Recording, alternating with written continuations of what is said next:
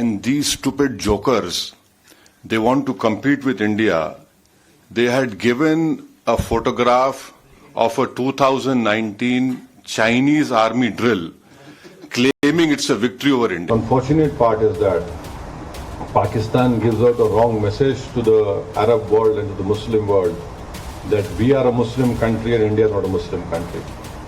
But Your Excellency, you know, you have more knowledge about worldly affairs, that there are 240 million proud Indian Muslims living in India. अरे ये तुमको शर्म नहीं है कि तुम तुम्हारे मुल्क को चीन के पास गिरवी करती हो और तुम इस्लाम की बात करते हो। हर बात में राष्ट्रवाद है, हर शब्द में आक्रोश है और पाकिस्तान को धिक्कार है। हैदराबादी भाईजान की जुबान से निकली हर लाइन इन दिनों पाकिस्तानी मीडिया में हेडलाइन बन रही है। ओवैसी के मुंह से निकला हर लफ्ज शहबाज मुनीर के सीने में तीर की तरह चुभ रहा है। पिछले एक सप्ताह से एक हिंदुस्तानी भाईजान ने पूरे पाकिस्तान की लाइन लेंथ बिगाड़ कर रख दी है। बात बात पर इस्लाम की दुहाई देकर मुस्लिम मुल्कों के सामने रोने वाला पाकिस्तान आतंकवाद पर हर रोज बेपर्दा हो रहा है, क्योंकि मुस्लिम मुल्कों में नॉनस्टॉप जारी है ओवैसी का ऑपरेशन आतंकिस्तान। इसमें ओवैसी पाकिस्तान को हर रोज उसकी औकात दिखा रहे हैं, उसकी शराफत का झूठा नकाब उतार रहे हैं। एक तरफ पाकिस्तान भारत के हथियारों और प्रधानमंत्री नरेंद्र मोदी के रौद्र रूप से परेशान है, तो वहीं दूसरी तरफ असदुद्दीन ओवैसी उसे चैन नहीं लेने दे रहे हैं। प्रधानमंत्री नरेंद्र मोदी ने असदुद्दीन ओवैसी को जिस उद्देश्य और प्लान के साथ में इस्लामिक कंट्रीज में भेजा था, वहां पर वो बहुत जबरदस्त काम कर रहे हैं। वो इस्लामिक वर्ल्ड में पाकिस्तान के प्रोपोगेंडा की मिसाइल को हवा में ही धुआं धुआं कर रहे हैं। Unfortunate part is that Pakistan gives out a wrong message to the Arab world and to the Muslim world that we are a Muslim country and India is not a Muslim country.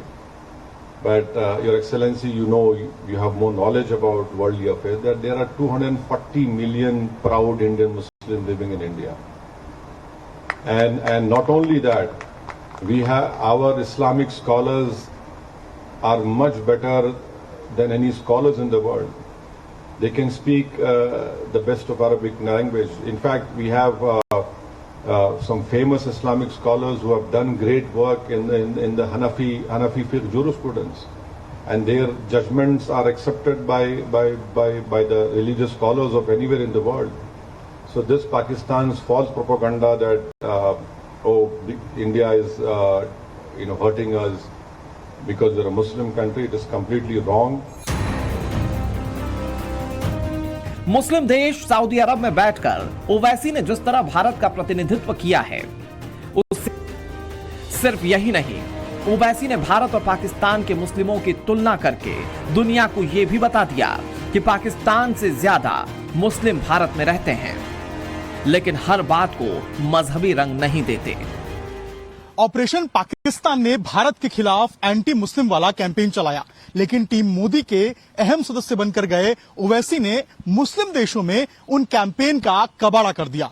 Bahrain के बाद Kuwait और फिर Saudi अरब में ओवैसी ने पाकिस्तान की जितनी फजीहत की, उतना शायद किसी ने नहीं किया। यही कारण है कि ओवैसी देश विदेश में अपने धूर विरोधियों की पहली पसंद बन गए हैं। इस वक्त भारत के 7 डेलीगेशन दुनिया में घूम घूम कर पाकिस्तान की पोल खोल रहे हैं, लेकिन इनमें सबसे ज्यादा फोकस असदुद्दीन ओवैसी पर है। हैदराबादी भाईजान को ही सबसे ज्यादा देखा और सुना जा रहा है। Pathankot happened after my Prime Minister went to Pakistan uninvited, and I want to put it on record, I was the one who criticized him for going over there. There were many opposition parties who criticized why did my Prime Minister went uninvited from Afghanistan to Nawaz Sharif's place. But our air base was attacked and we lost many personnel over there. The Prime Minister said Pakistan wants proof, you send your own team. Can you imagine any country inviting a neighboring country's spy agency to come to Pathankot? They were invited. They had seen, they were given all the records. but nothing moved, nothing happened. So this talk of oh, why don't you speak to Pakistan? Who do we speak to Pakistan? Pahalgam हमले के बाद से ओवैसी ने पाकिस्तान और आतंकवाद के विरोध में आक्रामक तेवर अपना रखा है। वो पाकिस्तान पर चुन चुन कर हमले कर रहे हैं, जिससे उनकी राष्ट्रवादी छवि लोगों के सामने आई है। को हिंदुस्तान में मुस्लिम राजनीति और मोदी विरोध का सबसे दमदार चेहरा माना जाता है। वो मुस्लिमों के कई मुद्दों पर सत्ता से सख्त सवाल भी पूछते हैं, लेकिन मुस्लिम देशों में ओवैसी ने जिस तरह भारत का पक्ष रखा, उससे यही संदेश गया है कि लोकतंत्र का मतलब भले ही सत्ता से सवाल पूछना हो, लेकिन जब बॉर्डर पर बारूदी माहौल हो तो सवालों से ज्यादा जरूरी एकजुटता हो जाती है। ओवैसी इसलिए भी छाए हुए हैं क्योंकि उन्होंने बता दिया है कि सियासत करने के कई मौके आएंगे, लेकिन ये समय देश के साथ खड़े होने का है। ओवैसी पाकिस्तान पर प्रहार करने का कोई मौका नहीं छोड़ रहे हैं। सऊदी में असदुद्दीन ओवैसी ने कहा कि पाकिस्तान भारत में हिंदू मुस्लिम दंगे कराना चाहता है। पाकिस्तान आतंकी समूहों को समर्थन देता है। वहां आतंकियों के जनाजे में आर्मी शामिल होती है। पाकिस्तानी फील्ड मार्शल ग्लोबल आतंकियों के बगल में बैठते हैं। ओवैसी हर दिन पाकिस्तान की बखिया उधेड़ रहे हैं। सऊदी अरब से पहले मुस्लिम देश कुवैत में बैठकर ओवैसी ने पाकिस्तानी हुक्मरानों को जोकर तक कह दिया था। असल में पाकिस्तान के प्रधानमंत्री शहबाज शरीफ को फील्ड मार्शल के तौर पर प्रमोट किए गए असीम मुनीर ने एक पेंटिंग गिफ्ट की, जो ऑपरेशन सिंदूर में पाकिस्तानी एक्शन की बताई गई, लेकिन साल 2019 में एक चीनी मिलिट्री ड्रिल की निकली। फिर क्या था, असदुद्दीन ओवैसी ने पाकिस्तान को गियर में ले लिया। And these stupid jokers, they want to compete with India.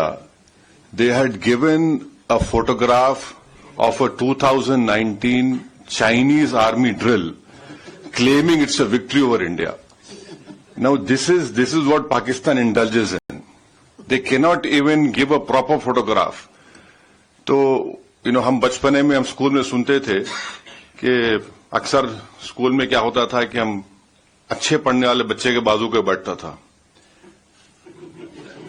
तो नकल करने के लिए अकल भी चाहिए, इन नालायकों को अकल भी नहीं है।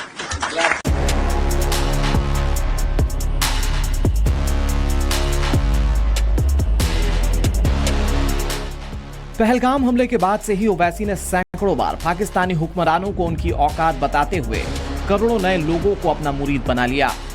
ओवैसी पढ़े लिखे राजनेता हैं, बैरिस्टर हैं, सांसद हैं। साफगोई से बिना किसी लाग लपेट के अपनी बात रखने वाले ओवैसी अपने फायर ब्रांड भाषणों की वजह से इस वक्त पाकिस्तानियों के दूल्हा भाई, जबकि अपने करोड़ों धुर विरोधियों की आंख का तारा बन गए हैं। हम पाकिस्तान के दूल्हे भाई हो गए आजकल।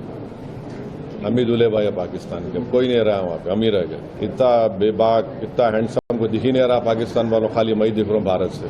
देखते रहो प्यारे मेरे को, सब सुनते रहो, ज्ञान बढ़ेगा। तुम्हारे दिमागों में जो भूसा भरा हुआ है साफ होगा, तुम्हारा इग्नोरेंस खत्म होगा।